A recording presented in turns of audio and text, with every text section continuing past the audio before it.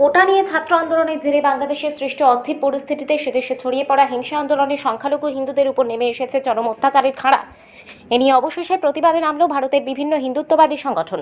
এ মর্মে রবিবার আসামের করিমগঞ্জ হিন্দুরক্ষী দল সহ অন্যান্য হিন্দু সংগঠনের হাজার হাজার কর্মী সমর্থকেরা এক প্রতিবাদ মিছিলের আয়োজন করে। নানা স্লোগানে শহরের রাজপথ পরিক্রমা করে সুতারকান্দি অভিমুখে বাংলাদেশের দিকে যাওয়ার চেষ্টা করেন, কিন্তু মাঝপথে তাদের মিছিলে ব্যারিকেড দিয়ে আটকে দেওয়া হয়।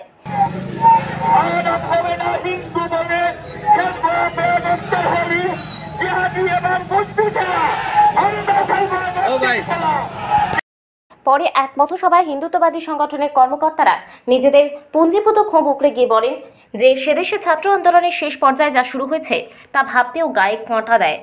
মূল আন্দোলনের ভিতরে মৌলবাদীরা প্রবেশ করে বাংলাদেশের সংখ্যালঘু হিন্দু সম্প্রদায়ের উপর অমানবিক নির্যাতন শুরু করেছে। এটা যে কোনো সভ্য জাতির পক্ষে মেনে নেওয়া সম্ভব নয়। সে দেশে সময় সময় এমন কাণ্ড ঘটিয়ে চলেছে মৌলবাদীরা। শীঘ্রই এসব বন্ধ করে হিন্দুদের সুরক্ষা না দিলে ভারতের হিন্দু সংগঠনের কর্মকর্তারা ঘরে বসে থাকবেন না।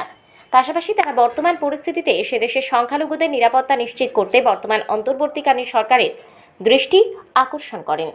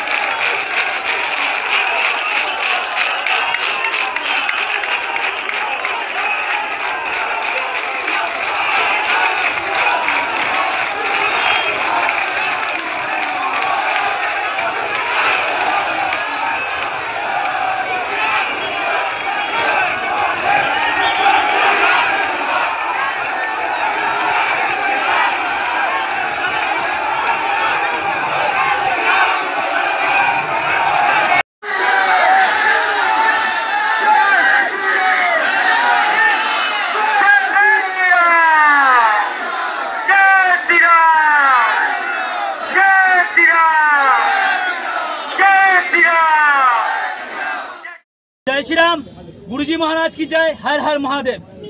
आज 11 আগস্ট হিন্দু রক্ষী দলের ডাকে যেভাবে বৃহৎ সনাতন সমাজ এগিয়ে এসেছে চলো বাংলাদেশ অভিযানে, সবাইকে আমার শতকোটি প্রণাম। বাংলাদেশে যেভাবে মৌলবাদী জিহাদিরা হিন্দুদের উপর অত্যাচার করছে, মা বোনদেরকে দর্শন করছে, প্যান্ট খুলে দেখছে এরা হিন্দু কি মুসলমান, দেখে হিন্দুদেরকে হত্যা করছে, তারই প্রতিবাদে আজকে আমরা বাংলাদেশ চলে ডাক দিয়েছি। আজকে আমরা বাংলাদেশে যাব, গিয়ে বাংলাদেশকে পুনরায় ভারতের সঙ্গে মিশিয়ে দিব, যাতে অখণ্ড ভারতে পরিণত হয়। বাংলাদেশ ভারতের অংশ ছিল, এটা বললে চলবে না। অনেক মানুষ আছে আমাদেরকে বলে যে বাংলাদেশ হয়েছে, কি হয়েছে, বাংলাদেশ নিয়ে প্রোটেস্ট করার কি প্রয়োজন।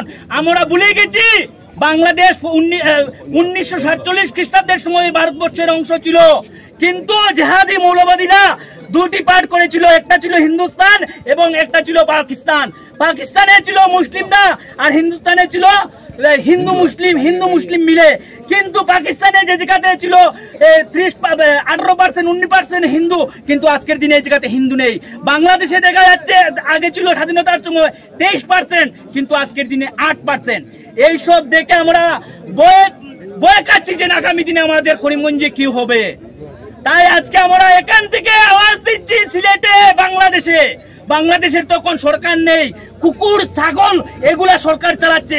এই দিকে হুঁশিয়ারি করে দিচ্ছি, তোমাদের আর বেশি দিন সময় নেই, আজকে আমরা বেশি ঘন্টা সময় নেই, আমরা আসছি তোমাদের বাংলাদেশকে মিশিয়ে ভারতের সাথে যুক্ত করার জন্য। জয় শ্রীরাম, গুরুজি মহারাজ কি জয়।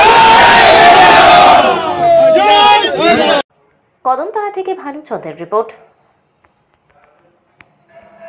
ত্রিপুরা পাইওনিয়ার।